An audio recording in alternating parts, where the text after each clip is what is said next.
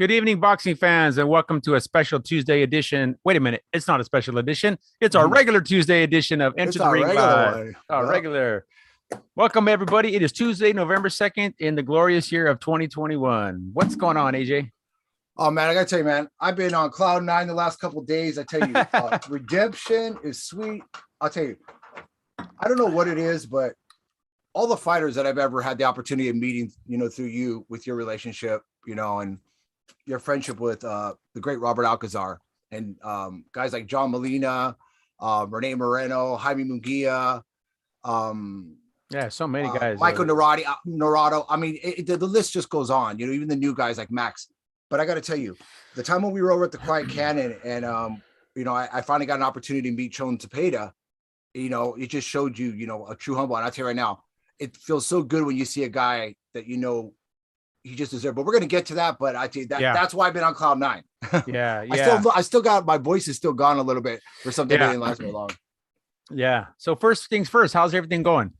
Everything's going good, man. Just getting ready to, got past Halloween, had my annual Halloween hunt with my son, which we do every year and stuff. It was fun. We actually got more kids this year. Oh, good. Maybe it was because of the COVID thing. I mean, we had probably the most kids I've ever had in the 18 years I've been here almost. Right on. We giving them walnuts like Dad used to do? No, they didn't go that far. But other than that, just excited to get back. We're getting back to rehearsals and stuff tomorrow. And get some other stuff done. So I'm excited. How about you, bro? How you doing, man? Good. Just been busy. I I did a little overnight turnaround to see that band. I told you I saw that band. Yeah, I saw that band Sunday night, man. What an amazing band. Won't spend too much time with it, but man, they went online on YouTube and saw some of the footage. Video. Yeah. Oh, from the Vegas show? Yeah, from the Vegas show. Yeah, Vegas was kind of cool because it was Halloween night and they were all dressed up and you couldn't really. I mean, on stage her face was glowing when the black light hit it, but her face was all done up in Day of the Dead. She's got like a fascination, the lead singer with just Hispanic Mexican culture. We do too with our band. We've always had one too. Yeah. But anyways, good weekend of boxing. There's a lot to talk about, and we want to definitely the second half of the show get to the big fights coming up this weekend. So let's go ahead and start off in Las Vegas, Nevada. It was at the Mandalay Bay Event Center, I believe. It was. Well, I guess we'll talk about the Showtime. It was the Showtime card. Main event: Jamal James versus Butayev. But let's talk about the prelim first, or the co-main, whatever you want to call it. Jaron Boots Ennis. TKO won over Tomas Dulorme, who's a jerk. I mean, he's kind of at this point. I think Dulorme is more of like a gatekeeper kind of now for that division. I think he had pretty much, but he's still just a proven guy. I mean, he's a veteran. He's a tough guy, big guy for the division. A guy who recently gave Stanionis a little bit of difficulty. And Montez Stanionis. Yeah, I mean, you look at his losses, and they've all been squeakers. I mean, this is a guy that, with just a little bit more luck, he could be in a different placement within the division. I've always been high on Boots Ennis, you know what I'm saying? And this is the kind of win that kind of catapults you in the division. Say, hey, if you didn't see me before, you got to see me now. Because like I said, once again, Dulorme is a solid guy. He's not a guy that's easily put away. And Boots Ennis was able to not only put Dulorme away, but do it in such quick fashion and stuff. One round, but 2 minutes into the round, right? A little bit less than 2 minutes. Yeah, but I still got a couple alarms still go off. And I don't know if it's just an experience or if he just gets a little excited, but I still notice that Boots Ennis still takes those unnecessary punches that you would think somebody at his caliber with his pedigree and his abilities would be able to avoid. See coming. Yeah. And Dulorme was a big puncher, so he was taking risk. But I mean, you got to take your hat off to Boots Ennis. I mean, even though he's got the ability to be like a Mayweather, that kind of skill, he's got that mentality, to go in there and fight. I'm going to tell you what impresses me most about Jaron Ennis. And it's his persona, his demeanor, and his entire team. They do not run their mouths. No, they are all business. I mean, don't get me wrong. They'll give what they get, but for the most part, they stay very composed, very respectful. He's in there to do a job. He's not selling tickets with his mouth. He's selling tickets with his fists. Yeah. Where it should be. And I like the kid, man. He's a throwback Philly fighter, tough. I'm gonna tell you one thing that I noticed about him, though. I don't know how much longer he's gonna be able to make 147. He is a big welterweight. He is all of 147. Good God. Yeah, Yeah, he doesn't have the height, but he definitely fills out. But I tell you right now, Jaron Ennis has very underestimated power. The commentators are starting to talk more about his power. They know how polished he is as far as a boxer. He's got power. I still think he's got some defensive things that he needs to work on, because against a guy like a Errol Spence that throws punches at pinpoint accuracy and puts some mustard behind it, you could run into some issues. I think Boots Ennis is one of the top 3 welterweights right now. I could definitely see him in a fight with a guy like Virgil Ortiz, and I could see him, honestly, in my opinion, being successful just based on the fact that Ortiz is a guy who takes so many punches and hasn't shown the durability to really take a great punch. Well, not only that, he gets marked up pretty good. I mean, in his last fight, I think Ortiz looked worse for wear, even though he got the W, right? He looked pretty much the worse for wear. And if those are Boots Ennis punches raining down on you, it's going to be a little bit different outcome. But anyways, there's a little bit of controversy. Well, I went and watched the replay over and over to kind of see a lot. I guess the Delorme camp has filed a protest saying that the first punch that landed and dropped him was behind the head.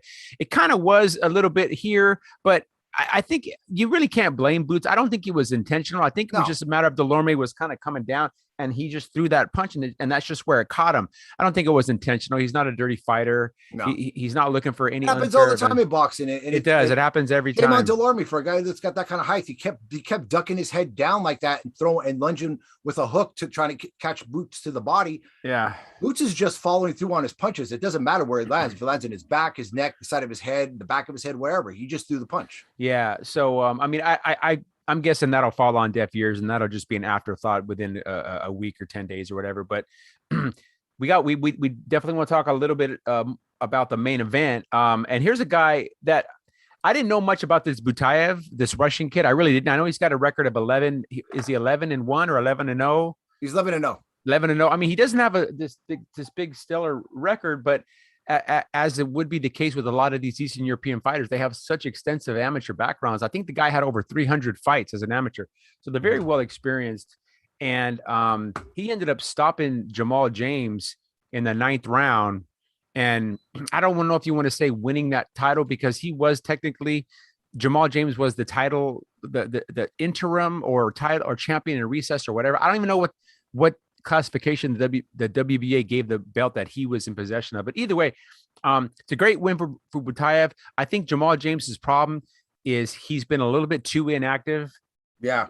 I mean, I don't know if you want to blame him, blame the promotion or whatever, but he's impressed me as a fighter. I've always liked him. I remember when Johnny Molina was going to fight him a couple years ago, there was talks of him and Jamal James fighting.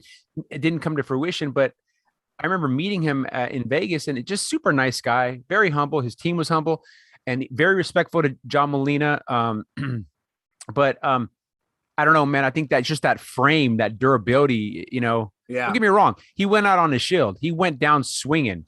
Well, the stoppage was a little bit, I thought, premature. It could have been after the 7th, I think, right? Yeah, Jamal didn't. They tried to make it look like he didn't protest. He did. He was like telling the referee, "Come on." Jamal was not going to go out that way. No, I give the kid from Russia a lot of credit. Like I said, he's a strong, sturdy guy. I think you nailed it on the head, bro. The inactivity. This was definitely not the sharpest Jamal James that I've seen in the past. No, his jab. He wasn't using his jab. Jamal has a really good jab that he kind of steps back and crosses over with the hook. Wasn't doing any of that. I mean, he's a much faster fighter than he was showing. He almost looked very lethargic to me, know. But Jamal James isn't the type of guy that's going to make excuses. We haven't seen the end. He didn't take a beating. You know what I'm saying? Yeah, he'll come back. I mean, he'll come back. I mean, that division is so tough, though. I mean, but with his frame, I don't even think he could get down to 140. He's just so tall and lanky. Well, that's another thing I saw. I saw they were talking about it on Fight News, that I guess Jamal was struggling to make that weight. So that could have, I'm not trying to take anything away from the Russian kid's victory, but when a person comes in gaunt like that, you could tell in Jamal, he just didn't look like Jamal James to me. He looked like he really struggled to make that weight. Yep.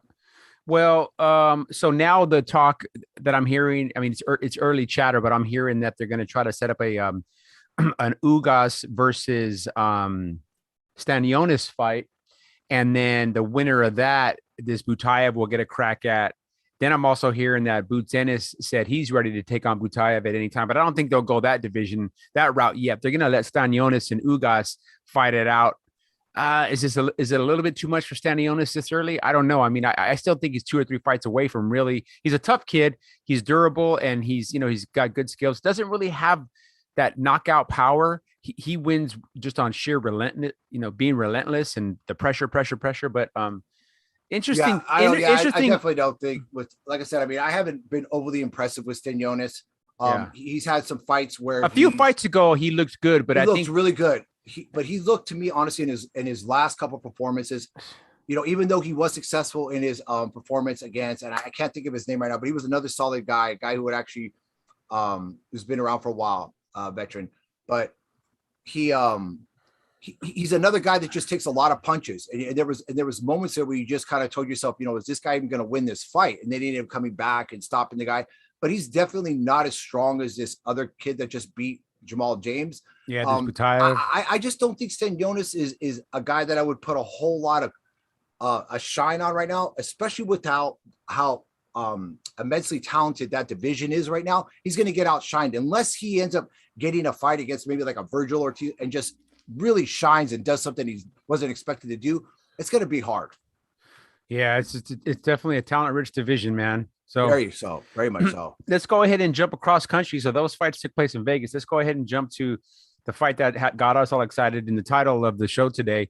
What is the title of today's episode? We're in awe of Chon Zepeda. Yeah.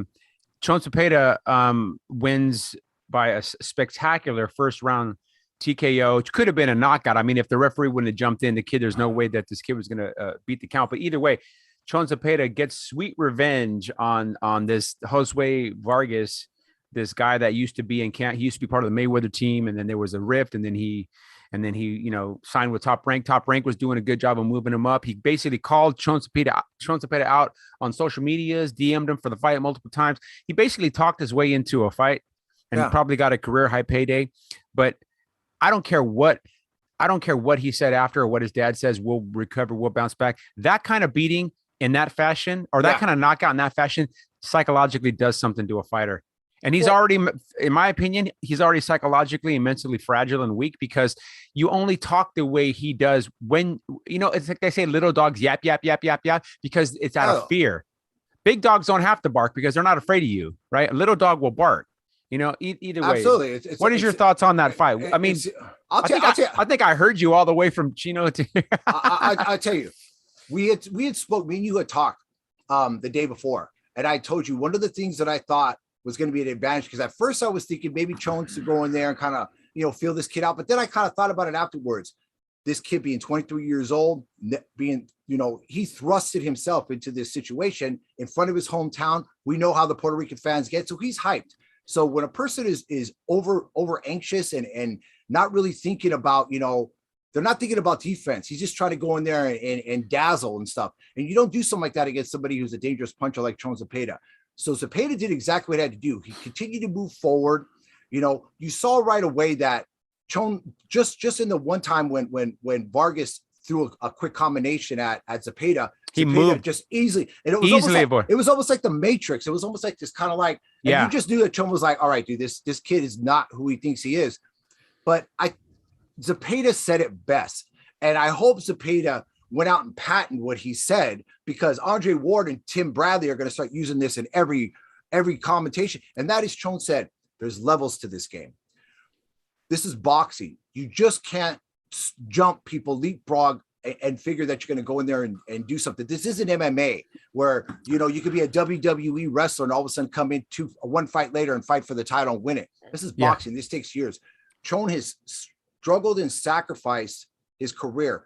He's probably one of the most unlucky people when it comes to world title shots. Obviously, his first title shot against Terry Flanagan in England, he suffers a catastrophic, a horrific shoulder injury, and a fight that he was well on his way to knocking Flanagan completely out. And then he goes to Fresno, into another hometown of Jose Luis Ramirez, a guy who's, the onion god out there. The heir apparent. And wins the fight. And I love that Timothy Bradley actually spoke up and said, I had Zepeda winning that fight.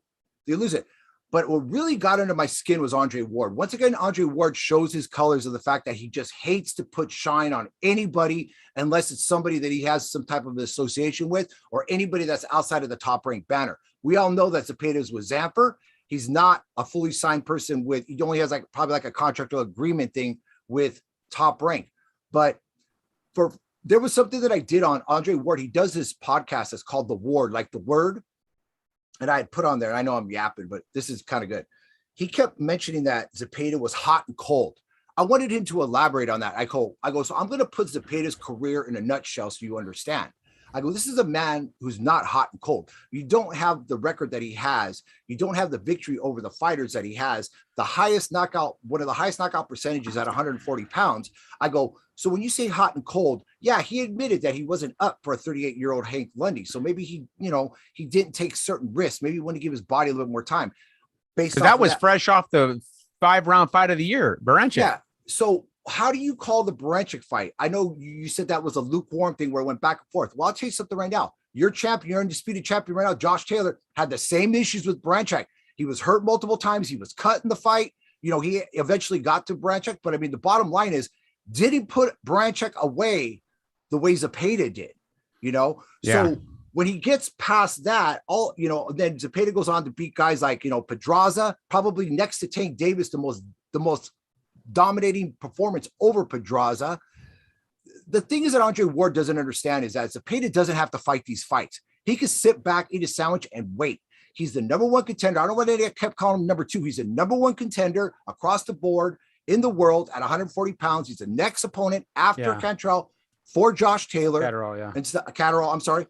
But we always talk about, if you're going to get put in a fight that that you should win in the right fashion, and Zepeda did it. Yeah, I was actually pretty shocked when I saw ESPN's rankings of the 140-pound fighters. Of course, Josh Taylor being undisputed, deservedly so, number one. They had Jose Ramirez, number two. They had Hank Davis up there, and then they had Regis Prograis, number four, and they had Chon at number five. How Chon is behind anybody other than Josh Taylor is a complete mystery. It's not even a mystery though. It's the politics of boxing.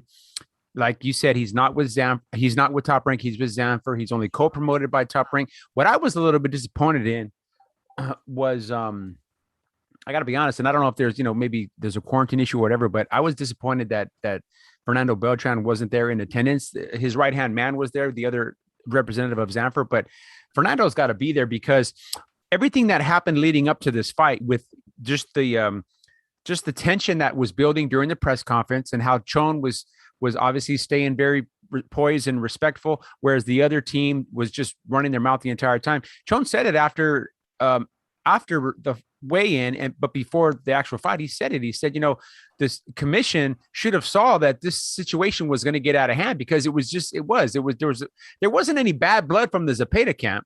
No. They could care less. They were there to do a job.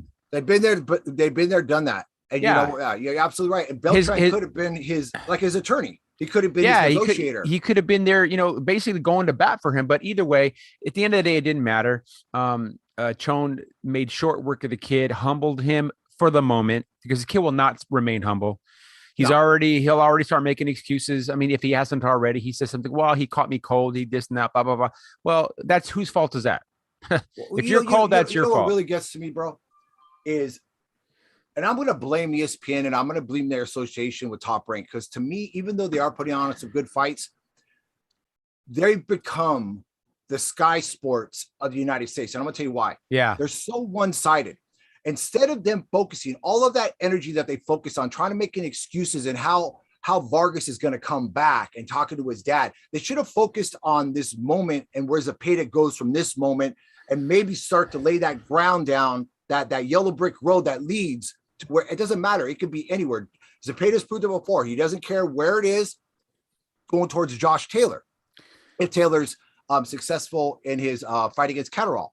But instead, it was all about, honestly, it had harsh glimpses. I remember when Costa Zoo knocked out Zab Judah years ago. Zab Judah had Sports Illustrated, cover and all this kind of stuff. It was almost kind of like Costa Zoo. They'd already said, you already lost the fight, but we haven't fought the fight yet. Zoo makes short work of them, one round longer than Zepeda did.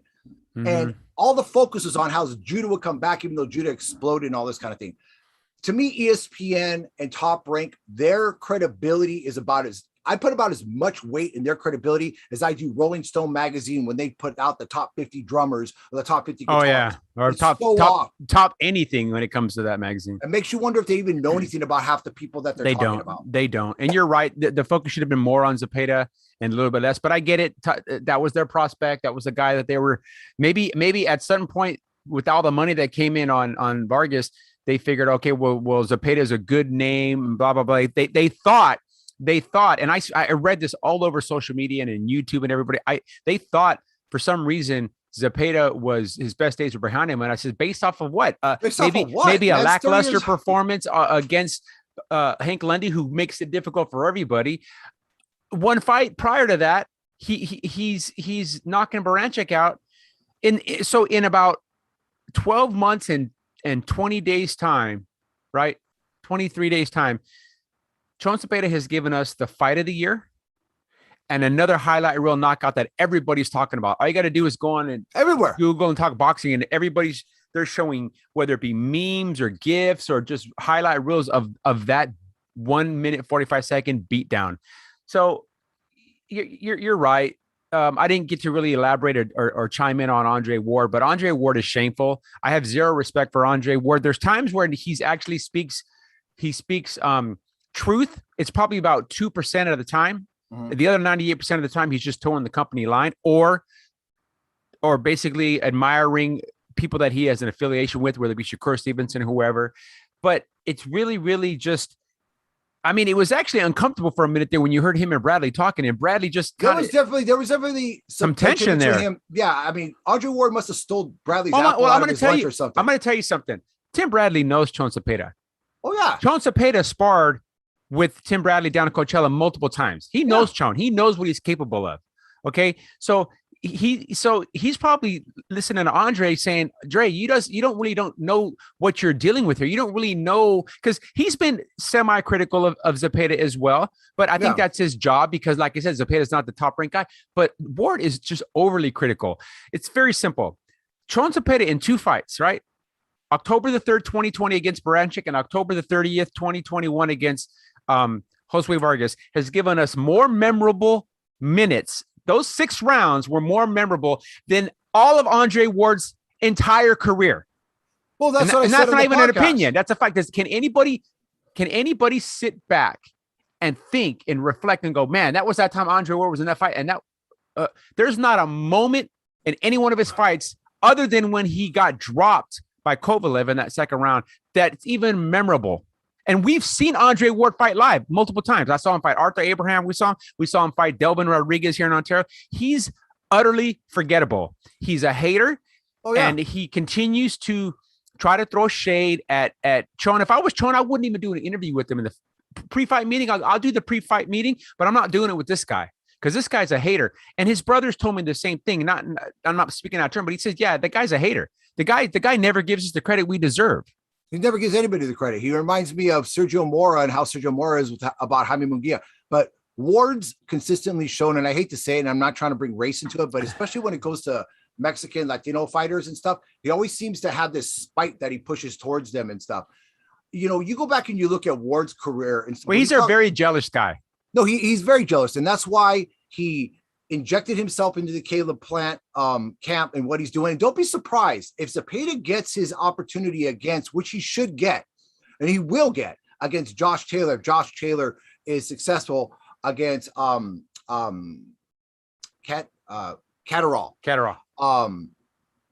Don't be surprised if somehow Andre Ward injects himself into that. That's just his MO. He's doing everything in his power. He wants to stop the Canelo train. He wants to stop the Zepeda train.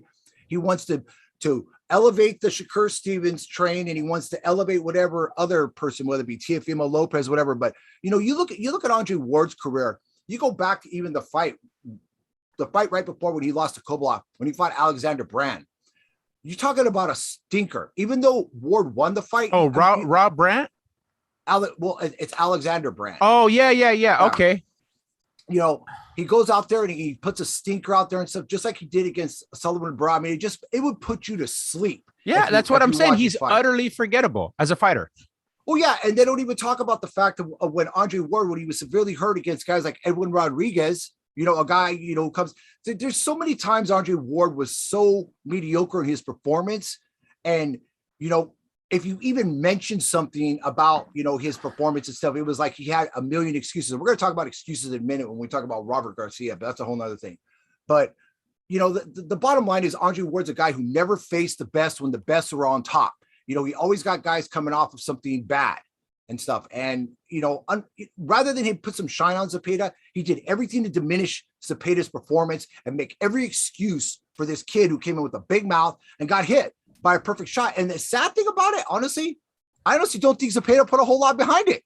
No, that's just routine for Zepeda. He just has heavy hands. He hits real hard, and he's got really good technique. I'm sorry, bro. I don't mean to interrupt you, but you remember how we were having that conversation about Zepeda and about his mental aspect. Sometimes it seems like he doubts himself. Well, there's something about Zepeda I noticed, and I'm not trying to put myself in the same realm as Zepeda, but it was something that I kind of ran into when I had a sparring session at my gym years ago with this guy, and I heard him. I honestly feel that Zepeda is one of those fighters that he has such power that he's never really unleashed it all. And I think that in the back of his mind, with all of the tragedies that we've had of boxing, it's almost like Zepeda holds back a little bit. Like, you know, I might just kill this guy. You know what I'm saying? But I'll tell you right now, honestly, it's just mind-boggling to me. ESPN is just really, I love what they're doing with the boxing, but they got to make a change with these two things. And definitely there was some tension between Timothy Bradley and Andre Ward. I think even Timothy Bradley's getting sick of it. Yeah, no, I agree. Speaking of Zepeda, so just right prior to coming on the air, I won't give exact details because it's a kind of like a private event, but we got invited to a party tomorrow night in honor of Zepeda. So maybe, you know, if schedule permits, we'll definitely get some a little quick interview, something on audio. We'll talk to him, talk to his brother, and talk to the team. And you know, Chon, like you said, he's a very humble guy. He's very quiet. I mean, he doesn't talk. He never felt the need to, but you know, he comes from a very respectful family. His brother talks way more than he does. And, you know, I love Renee, but his brother's a little bit of a recluse. You know, Renee gets out there, man. He's, you know, but whatever. But you want to know what, bro? Being an older brother and looking at how Renee was looking at his younger brother would be the same way I would have been. Well, actually, Chon's older than Renee. But I'm just saying that the brother. I think so. Yeah. I think Chon is older. The brother connection. You could see that at that moment, Renee will remember that moment just based, not because of what happened to him, just based on the disrespect that they gave his brother on something that he's earned. And that moment when you saw him turn around, I don't know what he said. I'm going to find out tomorrow what he said, but I know he said something to the crowd, but it was really, really amazing. It was one of those moments, those special moments that I hope people cherish. And if you missed the show, go back and watch it on YouTube or something, because it was for the time that it was there, it was amazing.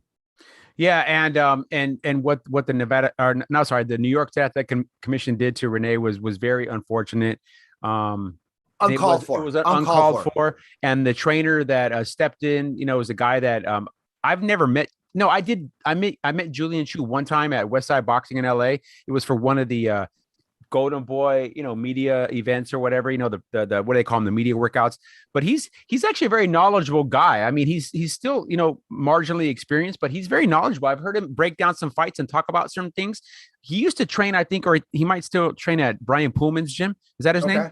Brian Pullman, yeah. Yeah, he's pretty knowledgeable guy. I mean, I like him. I think now granted, everything that Chon has learned in his career, he turned professional with Robert Alcazar, fought like 30 fights with Robert. And then, you know, he's had his brother with him the entire time, and his brother took over as primary training duties or whatever. But there's not much you're going to teach Chon at this moment, but he's a good guy to add to the team. Chon has a really good strength and conditioning guy as well. You're talking about the other trainer that stepped in? Yeah, the kid Julian. Yeah, he's right here from Julian. I thought did a great job. I mean, he didn't really have to do anything in between rounds because it never went that far. But even if he would have had to, I guarantee you, he would have been poised and he would have been basically picked up the torch or taken the torch from Renee and did his thing. So, anyways, we're about halfway through the show. Once again, just to recap: Chon Zepeda TKO. What was it? 1 minute 45 seconds of the first round. 45 seconds of the first round. Yeah, beautiful fight. Go back and watch it. I mean, make it your I mean, it's highlight reel knockout. Yeah, it really is. It really is. Let's go ahead and jump to, okay, so we have obviously the fight, the big fight coming up on Saturday, coming from Vegas as well, at the T-Mobile Arena, pay-per-view, Showtime pay-per-view this time. They're kind of bouncing back and forth between Fox and Showtime, but either way, Showtime picked this one up. Canelo Alvarez, holder of 3 belts, fighting Caleb Plant, holder of the 4th belt, in an effort to unify. We'll have a unified, undisputed middleweight champion on Saturday night, with the exception if there's somehow miraculously there's a draw in this fight and then the belts all stay where they were. I don't foresee that happening, but I know we've talked about that fight a little bit. Let's talk a little bit about that. I don't know. I mean, I don't know if we want to give a prediction or have you seen? Oh, absolutely. Anything? I mean, we're at the point now where. Have you seen anything in these last week? Watching anything on? Have you watched Showtime All Access? I watched both episodes, and both guys are in great shape, man. Yeah, you know what? Honestly, at this point, with the whole Caleb Plant, Canelo thing, watching any of these things, I mean, they're trying to sell a fight. You know what I'm saying? I just thought I would share that real quick. That was when we over there at But once again, like I was saying, is that send me that picture. I don't think I've got that one. I don't know if I'll send that to you right now, bro. But Eric's here. Eric. Yeah. Eric the Red is here. Yeah, he's coming in right now. But like I was saying, I understand they're trying to sell the fight, and most people I think are starting to really look at this thing because let's be honest, the writing's on the wall. The guys who are talking, and I'm not talking about previously before. I'm talking about right from this moment on. Obviously, it's going to be fresh in our mind about the big mouth, Jose Vargas and what happened with Chon Zepeda. Yeah. And all the talk has been from the Plant side. Canelo's been defensive, and he's got, he's made some statements where, a little bit out of character. Yeah. I mean, but I think it's at the point where, he's like, I'm not going to sit here and listen to this guy's, nonsense. He's never even fought anybody at my level. And that's what it is. I think it's a period where you're like, I'm the guy. I'm the guy in boxing. Don't disrespect me. You're not on my level. And he said that you're not on my level. I mean, you got guys like Andre Ward who out there making, basically putting it in so many words that not only can Caleb Plant has the ability to beat Canelo, but stop Canelo just based on his phone. And I'm thinking to myself, you know what, Andre, you're nobody to gauge Canelo's level because Canelo's already said it. He's all, when you're ready to come back to boxing, you let me know wherever you want to bounce from light heavyweight down to wherever, and I'll meet you there. Yeah. Believe me. Yeah. And then right away, Andre, I'm retired. Well, then keep your mouth shut then. Yeah. Don't tear down one of the few great things. Why do people even listen to Andre Ward anymore? I don't. Welcome, Eric Red. I mean, go out to pasture, dude. Just go. Yeah. Nobody really. Sport doesn't need you. Especially as it pertains to the PBC or what's happening with Matchroom, which is a co-promotion. Matchroom's involved in this a little bit. They've been helping out Canelo, but this is a PBC Showtime pay-per-view. Steven Espinosa. They don't need your input, your services. You're not needed. You're an afterthought. Just you get a week off, Dre. You get a couple weeks off.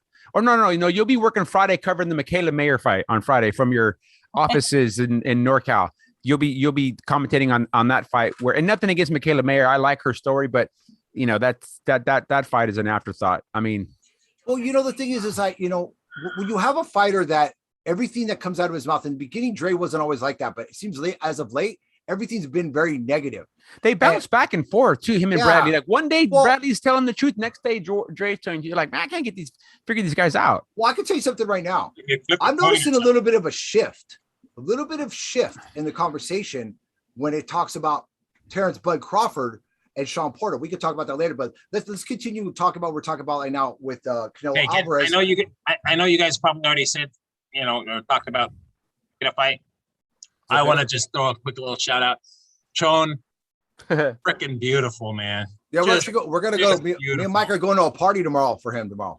Good. Yeah, his brother sent me an invite just maybe like 35 minutes ago that they're getting together tomorrow to celebrate. And you know what? I it's a Wednesday, but hey, you know what? Hey, to party with the champ and hang out. Yeah, or the uncrowned champ, as far as I'm concerned. I mean, he does hold the WBA silver belt, which is just, to me, he's champion. In my opinion, he should have won that title against Ramirez, but whatever, that's water under the bridge. So yeah. No tequila for AJ, dude. I don't want to end up like Baranchek, dude. Yeah, no tequila for me either. But yeah. So Eric, we're talking about obviously the Canelo Plant fight. I don't know. What is your breakdown of that fight coming up, Eric? What do you think? I think it's going to end in 5. You think Canelo wins in 5? I think Canelo wins in 5. Okay. I think he takes him. I mean, the first round, I don't know. By the second round, Canelo will have figured everything out and just start working, and it's going to go to maybe 5. You think 5 rounds? Huh? Well, that's pretty. Yeah. I mean, Canelo hits hard. Anything can happen. Yeah, he does, and he knows how to hit the ball. I mean, he hits from every single angle. I mean, and once he figures out it's like a combination lock. Once you figure out the combination, yeah, left, right. No, left. Canelo is very good at adapting, and he's adapting. And I'm going to say, I'll just give a quick prediction since we've all kind of said. Well, AJ, you didn't really give a prediction on what you think's going to happen specifically. What do you think? Once again, I'm gonna steal Zepeda's thing. There's levels to this game, and Caleb Plant feels that based off of his victories over guys like Mike Lee, his almost trip up against Uskagagi. No. You mean Caleb Truax because he looked good against Uskagagi. No. He did what he had to do, but he got hurt in that fight. Though he got hurt late. Yeah, that's what I'm saying. I mean, there was moments where it could have went to Jose Uskagagi, who was not. To me, that was his best performance, really. Yeah, his best performance. And as how do I say this? As the dust kind of settles, Uskagagi is kind of the shine is off of him. He's not what a lot of people thought he was, and Uskagagi is just one little bit more talented than Sullivan Barrera. That's what it basically is. He's a one-dimensional fighter. He's not even more talented. He's just a little tougher. Yeah, because he's not very talented. His fights against Figgin Butts, and then his stinker against Fine Butts against 40-year-old Truax. I mean, let's be honest, okay? I don't think Caleb Plant truly understands who Canelo Alvarez is, and I'm not trying to put Canelo Alvarez on this throne and say, hey, he's unbeatable. Because here's a man that lost a fight against a great fighter in Floyd Mayweather, who a lot of people feel is the best of our generation. Yeah. But what you could say, I can learn from a loss. Caleb Plant makes it look like if I don't win this fight, I'm going to die probably not winning the fight. I'm thinking to myself, all right, dude, don't you got a kid and you got other things like this? It's like, don't go there. But there's definitely going to be a beatdown put in this fight. Caleb is not a hard guy to hit. He can be elusive on his feet, but here's what's going to happen. Just like what happened to Vargas, his pride's going to get to him. He's going to get hit with some shots, and he's going to figure, you know what? I can't run because you know what? I might as well just go out there and say, hey, if I get caught, I get caught. I got caught with the lucky Chon. He's going to go in there and try to engage. He's going to try to see if he can be the bigger guy in the fight. I see Canelo hurting him early. I see Caleb being very, very defensive minded for the first couple rounds to try to fill him out, use his jab, use his boxing. He does. He's got some, sweet hands. He's got some skill. But this is going to be no different than what Canelo faced against Billy Joe Saunders, who I think is a much more fleet of foot and has much more weapons in his arsenal and was unable to institute it against Canelo. Once Canelo cuts that distance, gets in there and starts landing those devastating body shots, it's just a matter of time till, he puts Plant away. I think Plant will stick around to probably the 7th or 8th round.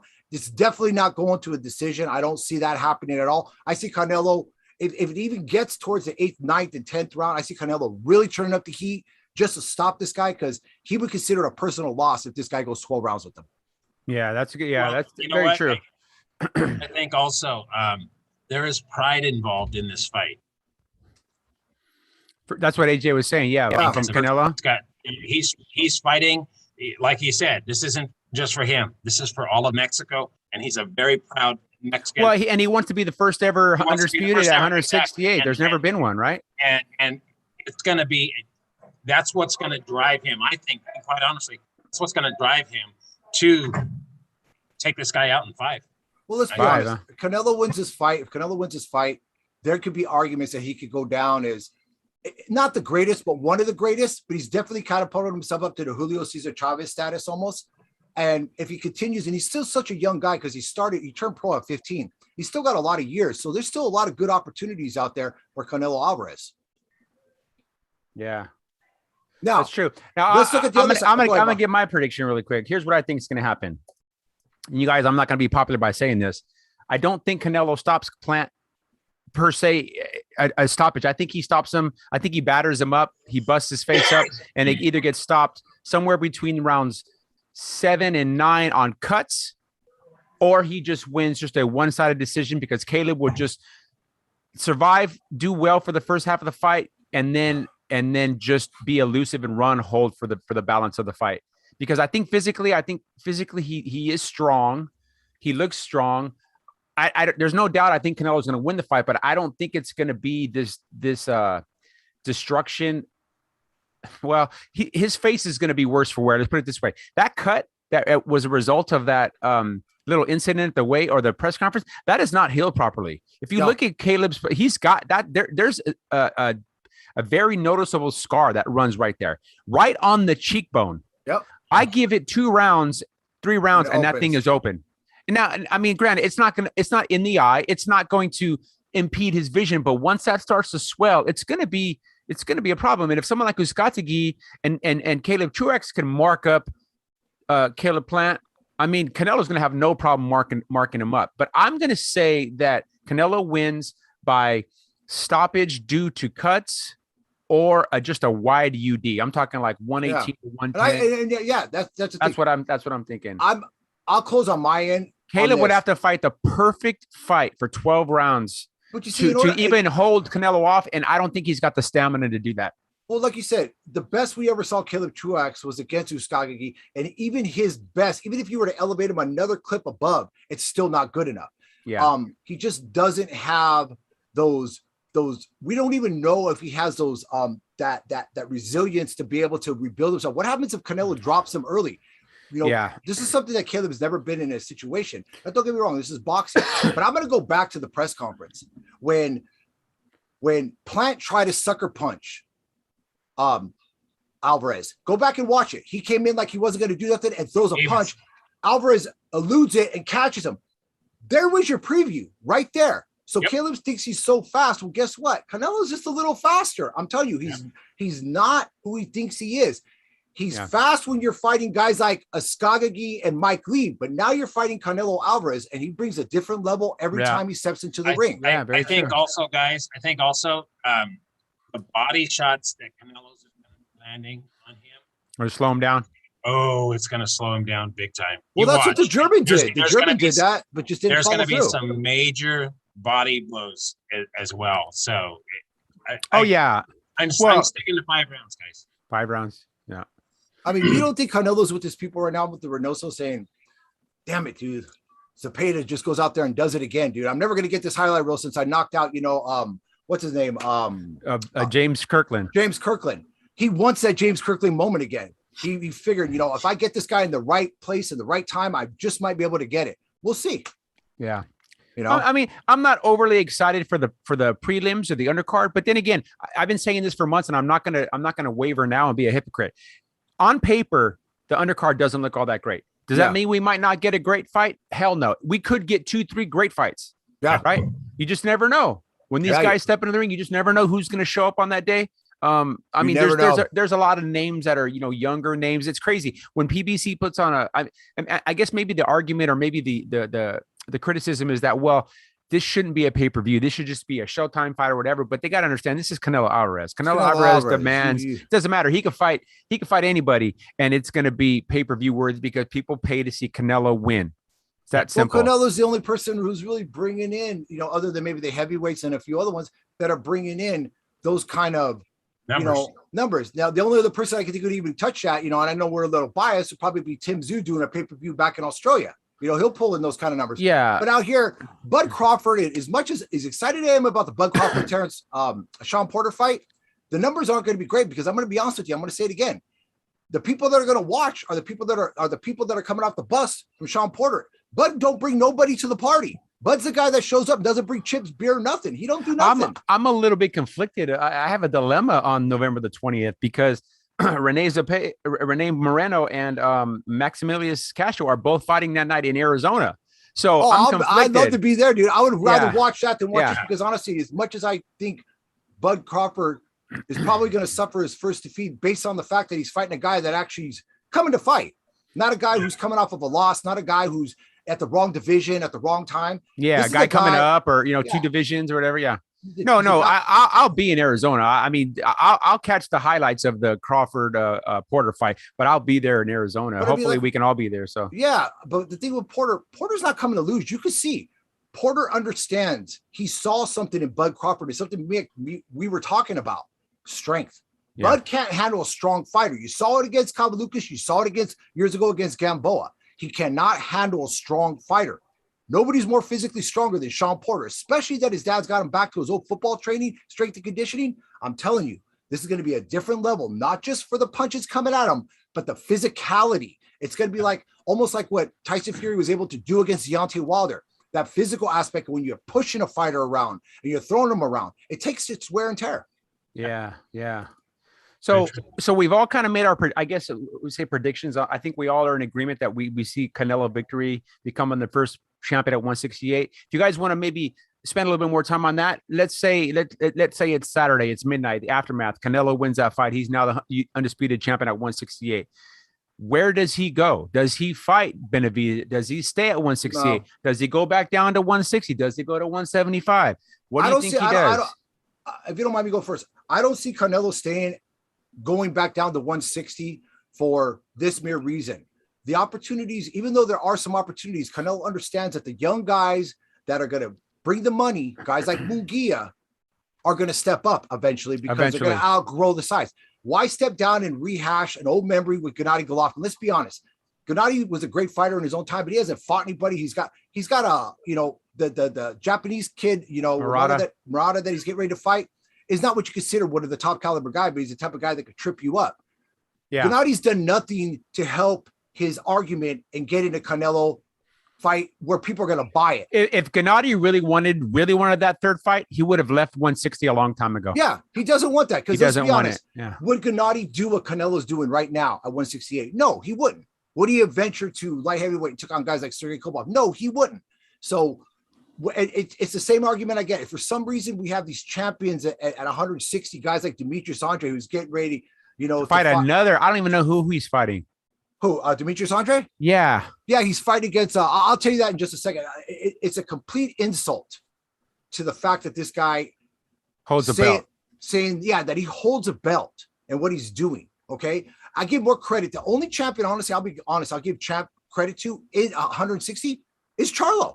Yeah, he's the only one who's taking on live people. Yeah. He's not fighting nobody, and either is Andre. But it's only a matter of time until guys like Munguia and Lubin and a few others are going to get their opportunities. Yeah, because Lubin's physically big and strong. He'll be going to 160 very soon.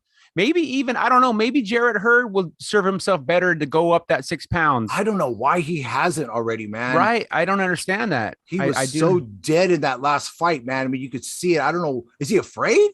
I don't know what the deal is. I don't know. I mean, maybe he could still comfortably make 154. I don't know. 6 pounds on him is not going to make that much of a difference because he's a physically strong guy with good ability. So, well, I got into a confrontation online talking about Demetrius Andre's upcoming fight against Jason Quigley. And I'm going to tell you what disgusts me about it. Jason Quigley's the guy who beat Shane Mosley when he came back to boxing back in 2021. He beat Shane Mosley in a 10-round decision. Is the guy even ranked? No. I'm sorry. He's a guy that just recently didn't win the fight, but they gave him the decision over Shane Mosley Jr.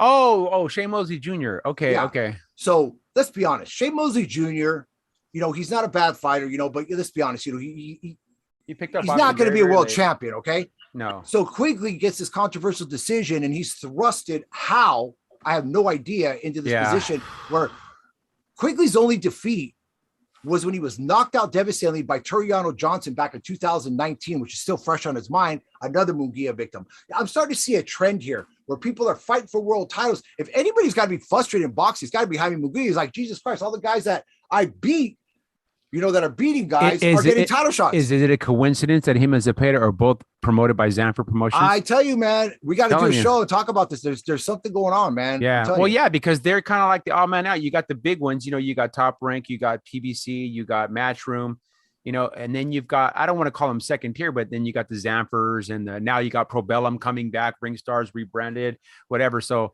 I mean, I be remiss and not mention TGB, which is basically the promoter for PBC. PBC is technically not a management company or a promotional company. They're a management company, but so there's a lot of funny business when it comes to these promoters. I don't know. And then there's a new one I don't know if you read anything about this new one. It's actually been around for a little while now, but they're making a big push now. They just signed Paulie Malignaggi as he's some type of, he's not the CEO, but he's heading up the division for like their promotion and an announce team and all that. And it's just that boxer team, that boxer promotion, BOXX. Yeah. Yeah. And that's they're signing fighters along with Probellum, which is Richard Schaefer, who used to run Ringstar, who famously was the president, CEO of Golden Boy, right? And then Eric Gomez took over. Richard Schaefer is the Swiss banker that I mean, he signed almost every Filipino fighter out there. He now has Donaire. He's got Casimero. He's got all these guys. They're just one by one signing with Probellum. So they must have had this infusion of cash or something. I don't know what the heck. Yeah, but getting back moving forward, I think what I was going to tell you, you're absolutely right, bro. But there was another fight that was on the Showtime card on the ESPN card. The kid from the Philippines, Jonas Sultan, and his victory over. I'll just real briefly. Carabello, yeah. You got to give it up to the kid from the Philippines. Not giving up, went in there and do what he had to do. I didn't like Andre's once again he had to put a spite out there instead of giving Sultan his credit for being a strong, durable fighter. He said that Caraballo had no chin. These kind of things got to stop. They got to stop. Oh, that was Bradley who said that. That was Bradley. Or whoever said it. It doesn't matter. It's ridiculous. Hey, my favorite fighter of the night next to Chon Zepeda was Dakota Linger. Man, dude, they keep bringing that poor West Virginia kid across. They probably don't even put him on a plane. They probably put him on a Greyhound and get him out here, man. And I don't know what they're paying that kid, but that kid won that fight. That kid won that fight. I mean, it was close. He gave up some early rounds, but he won that fight. Timothy Bradley and Andre Ward, to their credit, both said he won that fight. But they're never going to give that kid a decision. I mean, it was another one of the Puerto Rican prospects, Bob Arum. I don't even know the kid's name. That's how forgettable that kid was. But man, exactly. The kid that Dakota Linger ended up getting the draw against, he was another one of these prospects, But hey, Dakota Linger, you got fans, man. I looked for you on social media. I couldn't find you, but if I find you, man, I'm going to follow you. Well, those are the guys. Those are the guys that sometimes, like I said, we find certain guys sometimes at fights and stuff. Like the kid that we saw that fought against. I can't think what his name is right now. The one in LA, right? Yeah. But I mean, the thing is, it's like there was a guy too that I remember we used to talk to that I followed his career, and you saw him over at StubHub. Yeah, at StubHub, and I'm trying to think what his name was. He had a very unique name. He was very I'm talking about, the kid from the kid from back east. And this kid, you talk about a kid who fought everybody. Yeah. I mean, this kid fought everybody. I just hope that the Top Rank is giving this kid Dakota a decent little payday, because he's probably a kid that works 40-hour a week job. He started fighting tough man contests when he was like 15, 16 years old. He doesn't have any really, he's got heart and balls the size of goddamn bowling balls, and he just keeps coming, but he doesn't really have any technique or skill. And he had a little bit. He was doing a couple little weird combinations that he was doing. Well, he lets his hands go, but I mean, just his footwork and the way he, I don't know, man. But I just hope that the kid's getting at least compensated somewhat good, because he's taking a lot of punches. Well, that's the thing that you look at sometimes when you see guys that are out there that are taking those kind of, always in those kind of fights. You know what I'm saying? It's not like they ever he's never in a bad fight, man. He's never in a bad fight. He comes to fight. Yeah, every freaking time. He's outgunned, he's outmanned. He's got, I don't know if he's got his uncle working his corner. I don't know what the deal is. He's always outmanned, and the other guys get all the shine, but he always ends up giving these guys a tough fight, and will never be on the receiving end of any kind of decision unless he absolutely dominates. So that's a shame. Yeah, it really is. Yeah. It's killing me, man. I'm trying to think of that kid's name, man, because we definitely saw it at StubHub. Yeah, he fought at StubHub. I don't remember what it was. Anyway. I thought it was called Frampton's fight, but I could be wrong. And you know what? You know what else I like about Dakota Langer? I just checked his Facebook page. He's a you found him on Facebook? Yeah, is it the right one? Yeah, it's him, Dakota Langer. He's the boxer, the holder. Yeah, nice. He's in Buckhannon, West Virginia. I love it. Yeah. So there's a picture of him right there. That's my dude. Oh, that's it, man. Good job, Dakota. That was awesome.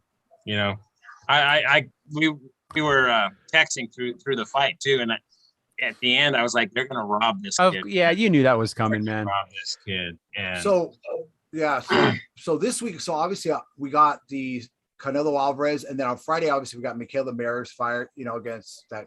I didn't even know that was a girl she was fighting. I thought it was a guy. Yeah, that Hasma or something, or no. I don't know much about it. I like Michaela Maris. She's a pretty good little fighter. Doesn't really have any pop, but the only fighter right now in the women's division I'm excited about, well, there's two, Amanda Serrano and Savannah Marshall. They're the most exciting fighters in the world to me because they both got knockout power. And for a women fighter, no offense, but they don't really pack knockout power. You don't really see women, 10, 20 years ago, you saw Ann Wolfe and Lucia Riker knocking people out, but not now. And Savannah Marshall's got real power, and Amanda Serrano's got skill and power and speed and everything else. Yeah, absolutely, bro. Hey, so off boxing topic a little bit. I mean, it's still boxing, but big development that happened just the other day. Rolly Romero out. Rolly out of the Gervonta Davis fight based on some allegations, some inappropriate allegations, sexual allegations that were placed on him and stuff. I saw some Twitter stuff that the girl was talking about. I was like this, so I don't know where it's going to go, but it did. He's already been replaced, and the opponent's already been named. I think. Isaac Cruz. Cruz. That little pit bull. Yeah, different fighter. Honestly, I think is a more dangerous fighter, obviously, than Rolly Romero. Oh, way more dangerous. But I could have sworn Isaac Cruz fought one division below at 126. I don't think he's 130. Is this fight at 130 or 135? I'll look right now, but while you talk about him, it's got to be at 130. What weight are they fighting at? Because I do not believe Isaac Cruz is a lightweight. Well, the thing was Isaac Cruz. Remember in his last fight, he fought against Vargas, and Vargas had the fights at 140 pounds against Jose Luis Ramirez. So So maybe. I'm wondering, is Isaac Cruz a lightweight? I know he's short, he's compact, right? Yeah. Cruz is like I said, I mean, he's 21-1, 15 knockouts. I mean, he just keeps coming. Yeah, Francisco Vargas. Yeah, I was really unimpressed. Even though he won the fight, it was probably one of the most foul-filled, dirty fights I'd ever seen. Very dirty. So that's definitely something that Gervonta Davis is going to have to take into account, that Cruz is one of these guys that he's going to do whatever it takes to win. Cruz does have devastating power. He really does. You think so? Oh, absolutely. He's got legitimate power. I don't know if you remember, but even though the guy was pretty much shot born, his just one round destruction of Diego Maldonado. Yeah, Magdaleno. Made the Teofimo Lopez thing look like nothing. I mean, it was that kind of devastating and rocket power. Yeah, and he does fight his last few fights at 135. I could have sworn he was smaller than that, but I mean, he's not big. He's 5'4", but what is Tank? 5'5", 5'6"? So Tank's not much taller.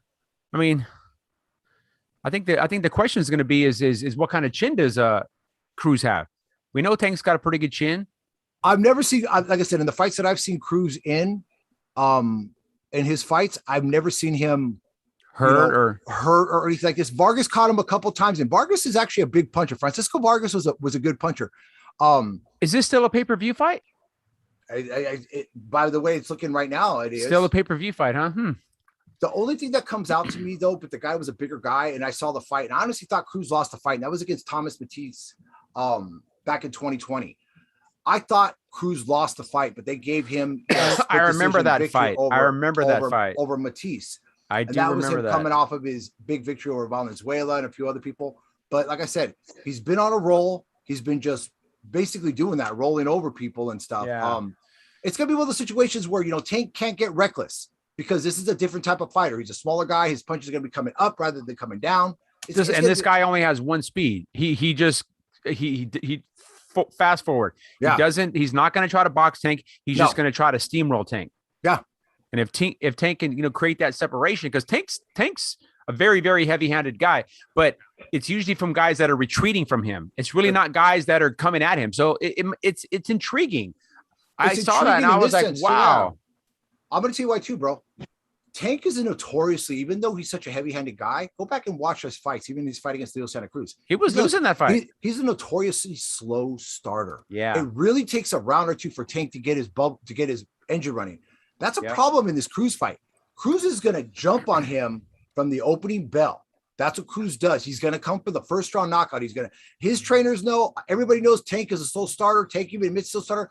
Tank's going to have to start faster. He's going to have to earn Cruz's respect so Cruz does it. Because Cruz is going to come in for the knockout quick. Yeah. Yeah, you're right. So did you guys talk about the James and the Payev fight? Yeah, we talked about all this. We started with Showtime and then finish off with Zepeda, and then obviously we jump to the upcoming fights. Yeah. Make one observation in that. Oh, absolutely, bro. Yeah, go ahead. Yeah. The referee in that James fight was horrible. Horrible. Who was there? Was it Celestino? Celestino Diaz or whatever? Be banned from boxing. Period. Absolutely horrible ref. Yeah. I watched that from the beginning, and I was thinking to myself, "What the hell is this guy?"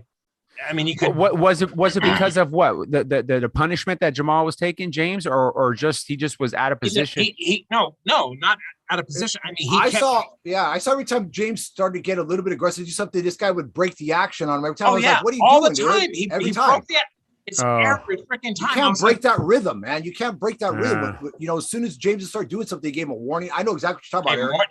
Yeah, multiple. I was getting pissed, man. I was watching this fight. I was like, are you kidding me? Yeah, Jamal James is a guy too that starts to come on late. Well, not only that, he's never really had much favor with the PBC. I mean, he's fought a couple fights at the Armory where he was the main event, and he puts a good crowd. That Minnesota, the Armory there in Minneapolis, man, they show up, and that's an amazing venue. It's got that long ramp that comes down. It almost reminds me of those fights that happened in the UK. But either way, he's never really been showing a lot of love by the PBC in their promotion. So maybe this was, maybe the referee had his marching orders, and he was like, "Hey, let's not make this too hard on him. We kind of want to." Sometimes they'll, you know what it's like, bro. It's like a trainer getting tired of a horse and he just throws him in an $8,000 claimer. What is his intention? I just want to get rid of him. But the ironic thing about it, I know, Eric, this is what got you upset. We were talking about it, was that Jamal was having his best round. He was having his best round. I mean, he was starting to kind of like fill himself out and starting to move this guy back. He got pushed back with some punches that didn't really have a whole lot of effect. And right away, that referee just jumps in. And I'm like, dude, you don't do it when the guy's starting to make, he's starting to assert himself in the fight finally. And now you're going to go and take it away from him. And Jamal was like, man, dude, and Jamal's not the kind of guy that's going to just gripe and complain. He's just, he really is. I mean, if you look at his story outside the ring, he does so much for the youth there. He's a good dude. He really is. Yeah. Sometimes you meet somebody and you talk to them, even just one time, and you walk away going, you know what? He's a good dude. And I met him and I talked to him for maybe 5 to 7 minutes, him and his team.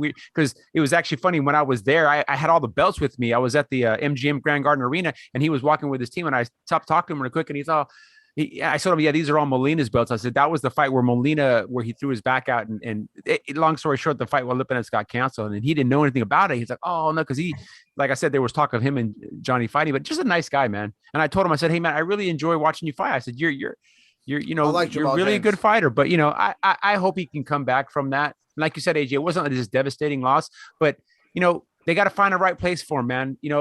It's such an anomaly, bro. He's got that. He's like Paul Williams. He's just so tall and lanky. You're like, does he stay at 147? Does he try to go down to 140? No way. He'll look even worse. Maybe he goes to 154. But if he goes to 154, he has to return to his boxing ways and be a boxer, and not a flat-footed puncher. I think the road leads upwards. I think Jamal is really depriving his body of that growth. What he needs to do and the strength. Yeah. We've seen it in some fighters when they've made that leapfrog up a division, their bodies have gotten stronger, and they feel more comfortable and stuff. We saw just recently with Shakur Stevens and his fight against Jamel Herring. It happens, but like I said, James can actually hit. So I mean, and he's got pretty good radar as far as being able to hit when he is hitting. he were stronger and if he were, if he did go up in weight, I mean, imagine, he would be even hard, his punches would be so much better. I think. Yeah, So, maybe that, like I said, that extra 8 pounds, or I'm sorry, 7 pounds will make a huge difference. And then, it will. At the cut weight, you know what I mean? And then, rehydrate back up. I mean, he'd be a pretty good sized guy. Yeah. So. Well, I think he's got the same problem. I think Jamel James has the same problem that Maurice Hooker has.